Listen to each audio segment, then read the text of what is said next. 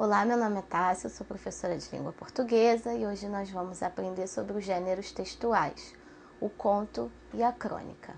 Você já teve dúvida para identificar se um texto era uma crônica ou um conto?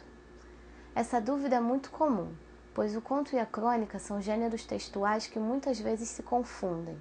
Isso acontece quando esses dois gêneros se assemelham em algum aspecto. Por exemplo, o uso de diálogo. Apesar de algumas semelhanças, conseguimos estabelecer certas características que diferenciam o conto da crônica. Então, a gente sempre tem aquela dúvida, né? Quando um texto é conto, quando um texto é crônica, porque eles são muito parecidos em alguns aspectos, né? Que nós até vamos ver outros a seguir. Mas aqui eu dei como exemplo o diálogo, né? Normalmente o diálogo aparece mais no conto.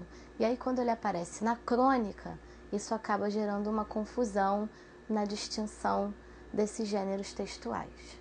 A crônica é um gênero textual que oscila entre a literatura e o jornalismo, pois é o resultado da visão pessoal, subjetiva do cronista ante um fato qualquer, colhido no noticiário do jornal ou no cotidiano. Quase sempre explora o humor, às vezes diz as coisas mais sérias por meio de uma aparente conversa fiada. Então, o meu primeiro gênero aí que nós vamos ver é a crônica. A crônica, normalmente, né, ela é escrita para jornais, né? Então, ela acaba se tornando um texto mais curto, né? Um texto rápido, já que ela é publicada em jornal. E, normalmente, é um texto que possui humor, né? Ele acaba vendo as coisas sérias de uma outra visão, né? Com uma outra visão, uma visão mais bem-humorada. E relatando fatos do cotidiano.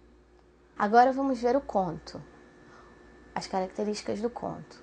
O conto tem características estruturais próprias, é um tipo de narrativa concentrada. É o resultado de uma seleção rigorosa dos elementos que o compõem. Se comparado a gêneros como romance e a novela, o conto é mais condensado, elimina as análises minuciosas de personagens ou ambiente, as longas complicações de enredo e delimita o tempo e o espaço. Então, aqui nós já vimos as características algumas, né, do conto e a crônica, de uma maneira geral. Então, se a crônica ela utiliza mais fatos do cotidiano e é uma narrativa curta, bem-humorada, né, faz humor com temas do cotidiano, é escrito em jornal, o conto já é um pouco diferente, né? Já é uma narrativa mais concentrada, ele já não vai ser escrito em jornal. Comparado ao romance e à novela, ele é uma narrativa mais condensada, menor, né? Eu não vou trabalhar tanto com as características dos personagens quanto eu trabalharia num gênero textual como a novela e o romance. Mas comparado à crônica, ele acaba até falando mais das características dos personagens do que a própria crônica, que acaba não se aprofundando tanto nessas características. Então, se nós fôssemos dar uma pequena resumida, né? A crônica vai ser uma narrativa curta, leve, que vai explorar humor e abordar fatos do cotidiano, né? E o conto vai ser uma narrativa mais concentrada e que, de uma maneira geral, é ficcional. Características do conto e da crônica. Agora vamos ver a característica de cada um separadamente. Vejamos a seguir algumas características que diferenciam o conto da crônica. Personagem. Então vamos ver a diferença do personagem na crônica e no conto, ou semelhança, né? A crônica possui poucas personagens. Nelas, personagens possuem uma ou duas características, mas não possuem descrição psicológica profunda. Algumas crônicas podem aparecer sem personagens. O conto, assim como a crônica, possui um número reduzido de personagens. No entanto, elas são mais bem construídas. Então aí a gente percebe uma semelhança e uma diferença, né? A semelhança entre os personagens do conto e da crônica é que são poucas. E a diferença é que enquanto na crônica ele não se aprofunda, né, nas características dessas personagens, no conto ele acaba se aprofundando um pouco mais. Vamos ver a diferença ou a semelhança no assunto de cada um desses gêneros textuais. O assunto abordado na crônica são fatos do cotidiano, tirados do noticiário, de conversas, de observações. o assunto normalmente está ligado a uma vivência particular.